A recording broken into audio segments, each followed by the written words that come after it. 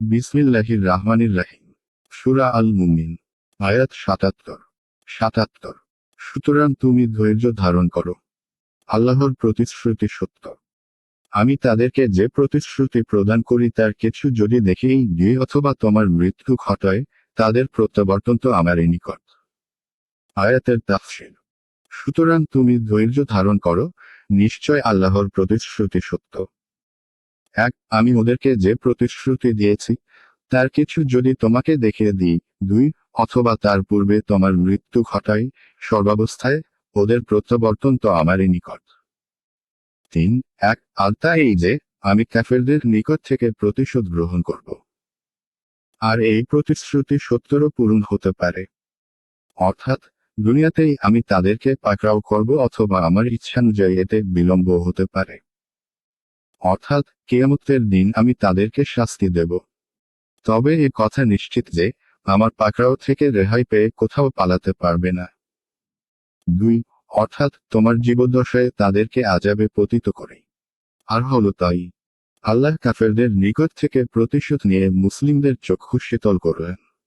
বদর যুদ্ধে ৭০ জন কাফের মারা গেল। হিজরি ৮ম সনে মক্কা বিজয় হলো এবং নবী করিম সাল্লাল্লাহু আলাইহি ওয়াসাল্লাম এর যুগেই সম্পূর্ণ আরব উপদ্বীপ মুসলিমদের কবজায় চলে এল। ৩ অর্থাৎ কাফেররা যদি পার্থিব শাস্তি থেকে বেঁচেও যায় তবুও শেষে যাবে কোথায়? অবশেষে আমার কাছে আসবে। আর এখানে তাদের জন্য কঠিন শাস্তি প্রস্তুত আছে। আয়াত ৭৮। আমি তো তোমার পূর্বে অনেক রাসূল প্রেরণ করেছিলাম। তাদের কারো কারো কথা তোমার নিকট বিবৃত করেছে এবং কারো কারো কথা তোমার নিকট বিবৃত করেনি। আল্লাহর অনুমতি ছাড়া কোনো নিদর্শন উপস্থিত করা কোনো রাসূলের কাজ নয়। আল্লাহর আদেশ এলো, ন্যায়সঙ্গতভাবে ফায়সালা হয়ে যাবে। তখন মিথ্যাসূরীরা ক্ষতিগ্রস্ত হবে। আয়াতের তাফসীর। আমি তো তোমার পূর্বে অনেক রাসূল প্রেরণ করেছিলাম।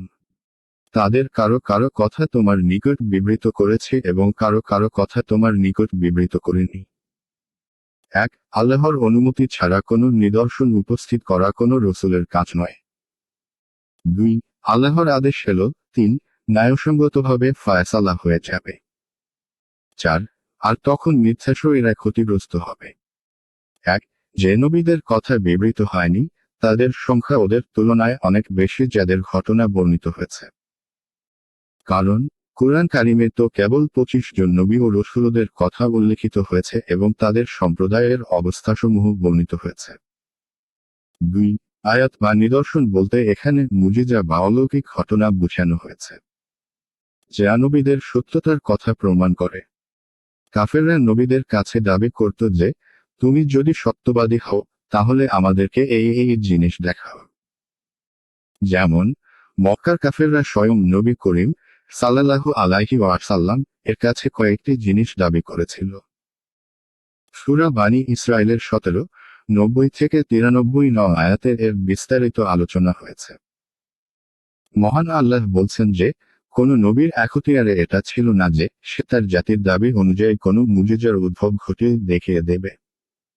এটা কেবল আমার এখতিয়ারাধীন ছিল। কোন নবীকে তো প্রথম থেকেই মুজিজা দেওয়া হয়েছিল। কোন সম্প্রদায়কে তাদের দাবি অনুযায়ী মুজিজা দেখানো হয়েছিল এবং কোন সম্প্রদায়কে তাদের দাবি সত্ত্বেও মুজিজা দেখানো হয়নি। আমার ইচ্ছা অনুসারে তার ফয়সালা হতো। মোট কথা, কোন নবীর এই এখতিয়ার ছিল না যে, তিনি যখনই চাইবেন মুজিজার উদ্ভব ঘটিয়ে দেখিয়ে দেবেন। এ থেকে পরিষ্কারভাবে এমন লোকদের কথার খণ্ডন হয়ে যায়, যারা কোনো ওলীদের ব্যাপারে মন্তব্য করে যে, তারা যখন চাইতেন এবং যেভাবে চাইতেন অস্বাভাবিক কর্মকাণ্ড, কারামত ঘটিয়ে দেখিয়ে দিতেন। যেমন আব্দুল কাদের জিলানী রাদিয়াল্লাহু আনহু সম্পর্কে বর্ণনা করা হয়। এগুলো হলো তাদের মস্তিষ্কপ্রসূত কেচ্ছা কাহিনী। যখন মহান আল্লাহ নবীদেরকে তাদের ইচ্ছামতো মুজিজা দেখানোর এখতিয়ার দেননি, অথচ তাদের সত্যতার প্রমাণের জন্য তার প্রয়োজনও ছিল, তাহলে কোন ওলী এ এখতিয়ার কিভাবে পেতে পারেন? বিশেষ করে যখন ওলীর তার প্রয়োজনও নেই। কেননা, নবীদের নবুয়তের উপর ঈমান আনা জরুরি। তাই তাদের মুজিজার প্রয়োজন ছিল। কিন্তু আল্লাহর কৌশল ও ইচ্ছার এই দাবি ছিল না, তাই এই ক্ষমতা কোনো নবীকে দেওয়া হয়নি। পক্ষান্তরে অলিদের বেলায়াতের উপর ঈমান আনা জরুরি নয়। তাই তাদের মুজিজা ও কারামদের কোনোই প্রয়োজন নেই। অতএব বিনা প্রয়োজনে তাদেরকে এখতিয়ার মহান আল্লাহ কিভাবে দিতে পারেন? 3. অর্থাৎ দুনিয়াতে অথবা আখেরাতে তাদের আযাবের নির্দিষ্ট সময়ে এসে পৌঁছলে। 4. অর্থাৎ তাদের মধ্যে ন্যায়ভাবে ফায়সালা করে দেওয়া হবে।